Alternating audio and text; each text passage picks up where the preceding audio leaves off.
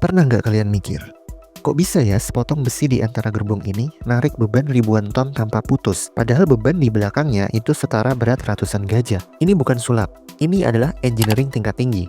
Kali ini kita bongkar rahasia tangan baja kereta api. Yang sering kita lihat di kereta barang atau kereta penumpang jarak jauh di Indonesia dan Amerika namanya Jenny Coupler atau Knuckle Coupler.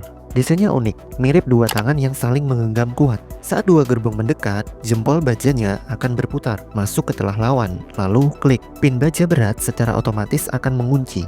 Nah, ini bukan cuma sekedar nyambung, tapi dia jadi satu kesatuan yang super kuat.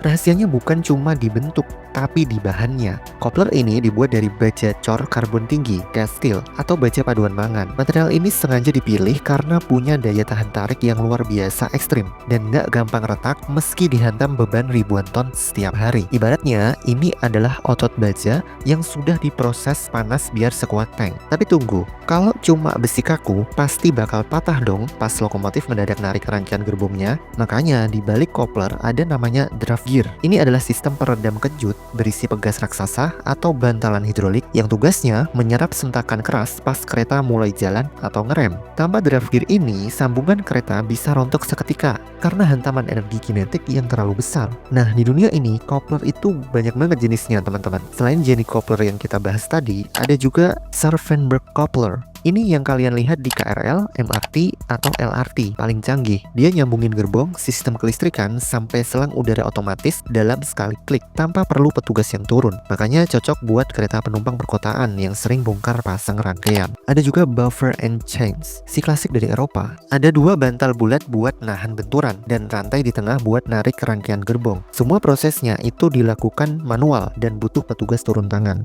Ada juga SA3 Coupler, kembarannya Jenny Coupler, tapi versi Rusia, lebih kekar dan tahan banting buat medan berat dan suhu ekstrim Siberia. Nah, bicara soal kekuatan, ada kasus menarik dari maskapai kereta CSX di Amerika Serikat. Mereka sering ngalamin anjlok karena rangkaiannya yang super panjang, bisa lebih dari 3 km.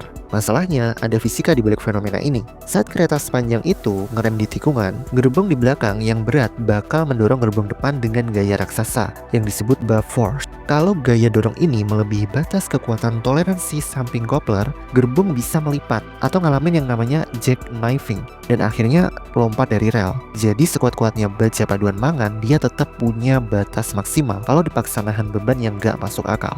Untungnya perusahaan kereta api terus berinovasi, salah satunya dengan sistem distributed power, yaitu menempatkan lokomotif di tengah dan di belakang rangkaian, biasanya dengan konfigurasi 3 lokomotif di depan, 2 lokomotif di tengah, dan 2 lokomotif di ujung belakang rangkaian, tergantung panjang rangkaian keretanya, dengan tujuan agar gaya tarikan dan dorongannya terbagi merata ke seluruh rangkaian gerbong. Jadi dengan konfigurasi ini, beban di coupler kereta lebih sedikit, dan resiko anjlok itu bisa diminimalisir.